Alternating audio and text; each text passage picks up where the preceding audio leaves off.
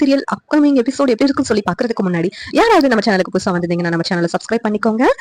விஜய் செம கோவத்தோட இருக்காங்க பசுபதி மேல.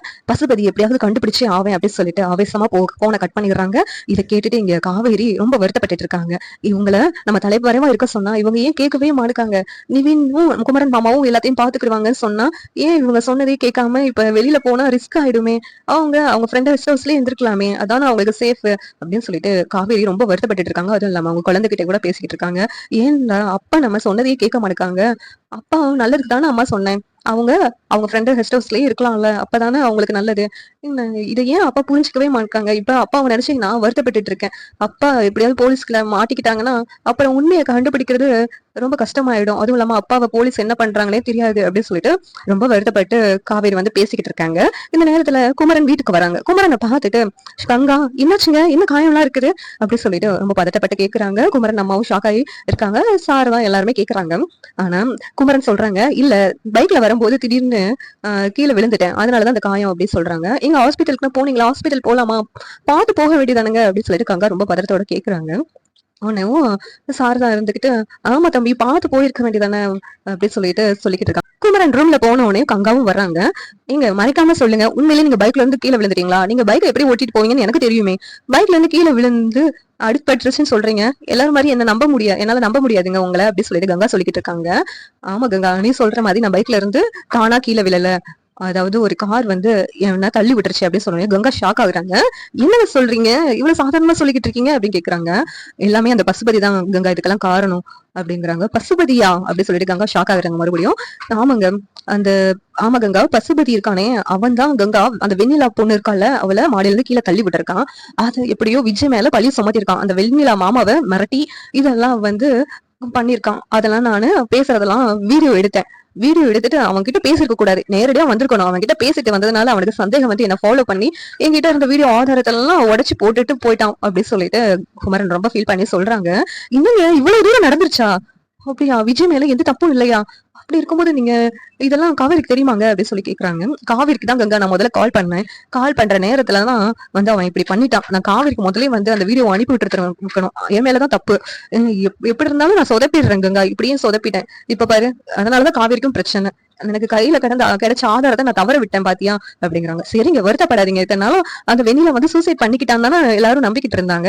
இப்ப வெண்ணில சூசைட் பண்ணலன்னு தெரிஞ்சிச்சுல, அதை வச்சு அந்த பசுபதியை நம்ம கண்டுபிடிச்சு எப்படியாவது நமக்கு ஏதாவது ப்ரூஃப் கிடைக்குங்க, எப்படியாவது விஜய் இதுல இருந்து வெளியில கொண்டு வந்துடலாம் அப்படின்னு சொல்லிட்டு கங்கா சொல்றாங்க. நீ சொல்ற மாதிரிதான் அதே நம்பிக்கையோட தான் கங்கா நானும் இருக்கேன் அப்படின்னு சொல்லிட்டு குமரன் சொல்றாங்க. மறுநாள் காலையில காவேரி ரொம்ப பதட்டத்தோட குமரன் கிட்ட பேசுறாங்க. காவேரி குமரன் கிட்ட, மாமா எனக்கு என்னமோ பயமா இருக்கு, விஜய் தலைமறைவா இல்லாம அந்த பசுபதியை கண்டுபிடிக்கிறேன்னு சொல்லிட்டு வெளியில அலைஞ்சாங்கன்னா போலீஸ் கிட்ட மாட்டினா போலீஸ் என்ன பண்ணுவாங்கன்னே தெரியாது மாமா, அதனால நம்ம ஒண்ணு பண்ணலாம், நீங்க வந்து வெண்ணிலா மாமாவும் பசுபதி பேசினதெல்லாம் கேட்டீங்களா, அதை வந்து போலீஸ் ஸ்டேஷன்ல சொல்லுங்க மாமா அப்படின்னு சொல்லிட்டு காவேரி சொல்றாங்க.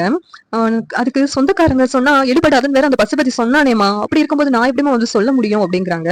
நம்ம சொன்னோம்னா அந்த பசுபதியை விசாரிக்க சொல்லலாமாமா, அப்படி ஏதாவது போலீஸ் வந்து பசுபதி எப்படியாவது கண்டுபிடிக்கிறதுக்கும் வாய்ப்பு இருக்குல்ல, அப்படி கண்டுபிடிச்சாங்கன்னா அவங்க வந்து உண்மையை வர வைக்கலாம்ல, அதுக்காக தான் மாமா நான் சொல்றேன் அப்படிங்கிறாங்க.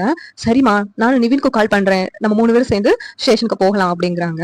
உடனே சரிங்க மாமா, எனக்கு என்னமோ விஜய் என்ன பண்றாருன்னே தெரியல, எனக்கு பதட்டமா இருக்குது மாமா அப்படிங்கிறாங்க. நீ ஒண்ணு விஜய் நினைச்சு கவலைப்படாதமா, எல்லாத்தையும் நான் பாத்துக்கிறேன் அப்படின்னு சொல்லிட்டு குமரன் வந்து சொல்லிக்கிட்டு இருக்காங்க. குமரனும் காவேரியும் வந்து போலீஸ் ஸ்டேஷனுக்கு கிளம்புறாங்க. நிவினுக்கு கால் பண்ணிட்டு இன்ஸ்பெக்டர் காவேரி பார்த்துட்டு என்னமா இந்த பக்கம் அப்படின்னு சொல்லிட்டு கேக்குறாங்க. உடனே காவேரி, சார் வெண்ணிலா பொண்ணு சூசைடே பண்ணிக்கவே இல்ல சார், அது அவளை மாடியில இருந்து தள்ளி விட்டுருக்காங்க சார் அப்படின்னு சொல்றாங்க. இதை கேட்டுட்டு ஷாக் ஆயிடுறாங்க இன்ஸ்பெக்டர். என்னமா கதை விடுறியா அப்படிங்கிறாங்க.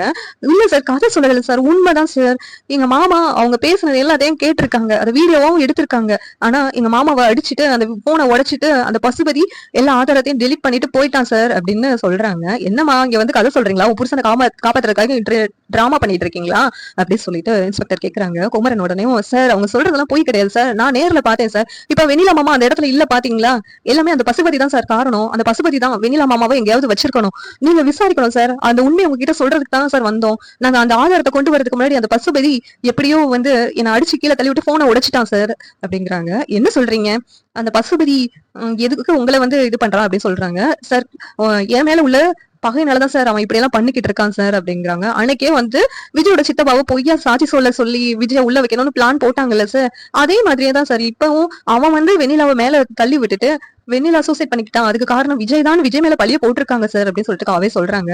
ஆமா சார், காவேரி சொல்றது எல்லாமே உண்மை சார்.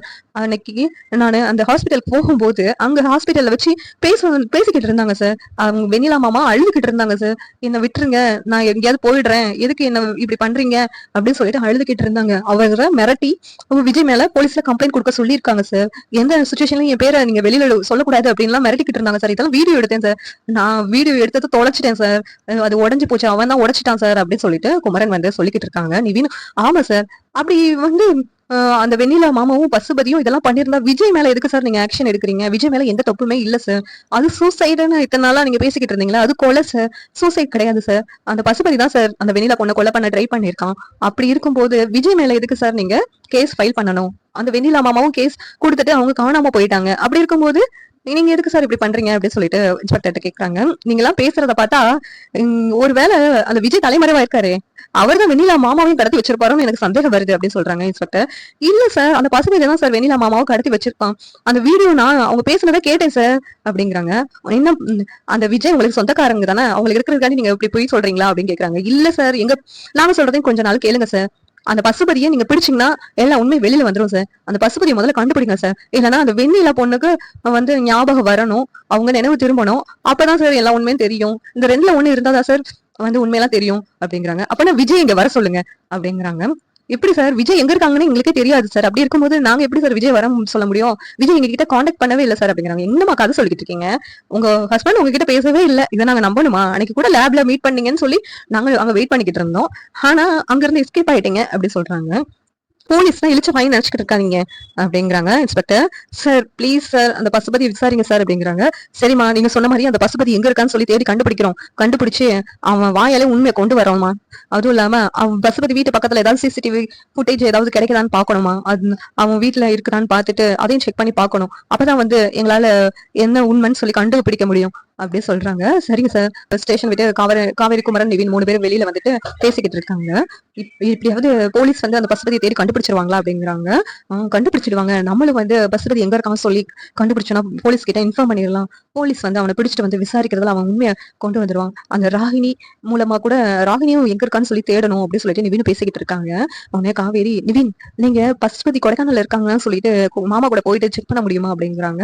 சரி காவேரி, அப்படியே நானும் அண்ணனும் வந்து கொடைக்கானல் போறோம் அப்படிங்கிறாங்க. இந்த நேரத்துல விஜய் கால் பண்றாங்க நிவினுக்கு.